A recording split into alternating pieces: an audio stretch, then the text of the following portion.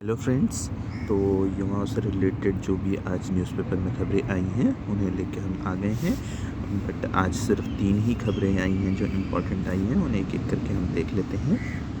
पहली है कि कांग्रेस ने सरकार को घेरा और भर्ती घपले सदन में उठाएंगे। ये जो भर्ती घपले से रिलेटेड चीज़ें हैं उन्हें सदन में उठाने की बात की है। और यहाँ पे देखिए थोड़ा उल्टे सीधे बयान आ रहे हैं नेताओं के। तो प्रीतम सिंह जी जो हैं, जिन्होंने अभी एक धरना किया था उससे रिलेटेड यूपी में जो भी घपले हो रहे हैं, या फिर आप देख सकते हैं अंकिता हत्याकांड है, उससे रिलेटेड जितने भी घपले वगैरह हो रहे हैं, तो उसमें इन्होंने क्या किया था, एक धरना किया था। तो वो क्या कह रहे हैं उन्हें देख लेते हैं। पूर्व नेता प्रतिपक्ष प्रीतम सिंह ने कहा कि हर साल 2 करोड़ युवाओं को रोजगार देने का दावा करने वाली भाजपा सरकार की कलई यूपी पेपर लीक घपले ने खोल दी है। ठीक है। और भाजपा नौकरी देती नहीं बल्कि एक लालची व्यापारी की तरह बेचने का काम करती है। तो ये नेताओं के तो काम होते हैं एक दूसरे पे आरोप प्रत्यारोप करना, लेकिन यहाँ पे एक इन्होंने थोड़ी गलत बात कर दी है युवाओं के खिलाफ। तो उसमें क्या कह दिया है इन्होंने कि प्रीतम ने कहा कि यदि सरकार जिन भर्तियों पर शक है उनमें घपले की पुष्टि हो चुकी है तो उन्हें निरस्त करे। अब देखिए सरकार को शक होने का मतलब क्या है? जो अभी हाल फिलहाल में सारी भर्तियां हुई हैं सब पे शक गया है। तो ऐसा तो नहीं है कि आप सबको भर्तियों को रद्द कर दें। तो होना ये चाहिए कि जो भी अपनी मेहनत से चयनित होके आए हैं बच्चे, उन्हें नियुक्ति ज़रूर मिलनी चाहिए, क्योंकि उनका हक क्यों मारा जाए? अगर किसी और ने चीटिंग कराई है और करी है तो उनका हक क्यों मारा जाए? हो सकता है किसी बच्चे का सिर्फ एक ही भर्ती में हो पाया हो, तो उसे उसकी सज़ा क्यों मिले? तो ये सरकार को सोचना होगा। और ये जो नेता ऐसे बयान देते रहते हैं, तो नेताओं के बयान के ना सोचते हुए सरकार को अपना फैसला स्वयं लेना चाहिए। तो आगे देख लेते हैं। जो अभ्यर्थी, इन्होंने कहा है जो अभ्यर्थी परीक्षा पास कर आए हैं, अब परीक्षा पास करके तो सब आए हैं और वो सही हैं, तो नौकरी दी जानी चाहिए। तो आप ऐसा क्यों बोल रहे हैं कि जिस भर्ती पे शक है उनमें निरस्त कर देने चाहिए? क्या उसमें सारे के सारे जो बच्चे हैं वो घपले में मिले हुए हैं? तो ऐसे बयान नहीं देने चाहिए। आगे लिखा है कि कहीं ऐसा तो नहीं कि जो अभ्यर्थी मेहनत से चुन गए हैं उनसे वसूली का इरादा हो। बकौल प्रीतम, ये जो प्रीतम सिंह जी हैं, कांग्रेस विधानसभा ये आते हैं चक्राता से, तो इन्होंने ऐसे सवाल उठाए हैं। तो इन्हें थोड़ा सोच समझ के बच्चों के हिसाब से भी बयान देने चाहिए। आगे देख लेते हैं। दूसरी खबर है 10 महीने से जॉइनिंग को भटक रहे एलटी चयनित। तो एलटी चयनित का मुद्दा फिर से उठ गया है। ये लगातार अपने धरना पे बैठे हुए हैं, बट सरकार इनका कोई संज्ञान नहीं ले रही है। तो पढ़ लेते हैं खबर में क्या है। कई वर्षों की मेहनत के बाद एलटी चयनित परीक्षा पास करने वाले युवा जॉइनिंग लेटर को पाने को भटक रहे हैं। 5 सितंबर से शिक्षा निदेशालय पर धरनारत चयनित अभ्यर्थी की सुनवाई ना तो शिक्षा विभाग कर रहा है और ना कि यूपी। तो देखिए जो प्रकरण है ये सिर्फ एलटी चयनित के लिए ही नहीं है।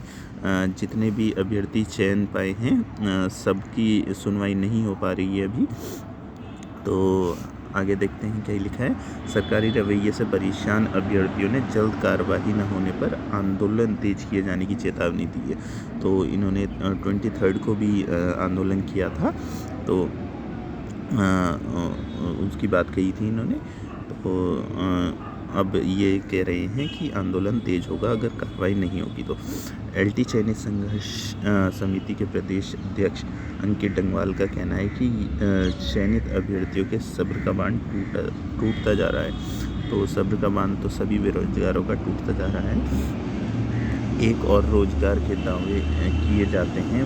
जो लोग रोजगार के लिए पात्र हो चुके हैं उन्हें रोजगार दिया ही नहीं जा रहा है। अंकित ने कहा कि STF LT भर्ती को क्लीन चिट दे चुकी है। अब यूके SSC अपने स्तर पर जांच कर रहा है। पहले 5 रिपोर्ट 15 नवंबर तक देने की पहली जांच रिपोर्ट 15 नवंबर तक देने की बात की जा रही थी, फिर 25 नवंबर कर दिया गया। अब कहा जा रहा है कि 5 दिसंबर तक रिपोर्ट आएगी। तो ये रिपोर्ट में डिले चल रहा है सभी भर्तियों में। तो सबको जल्दी नियुक्ति मिले जो भी अपने फेयर कैंडिडेट्स हैं, तो बस यही आशा करते हैं।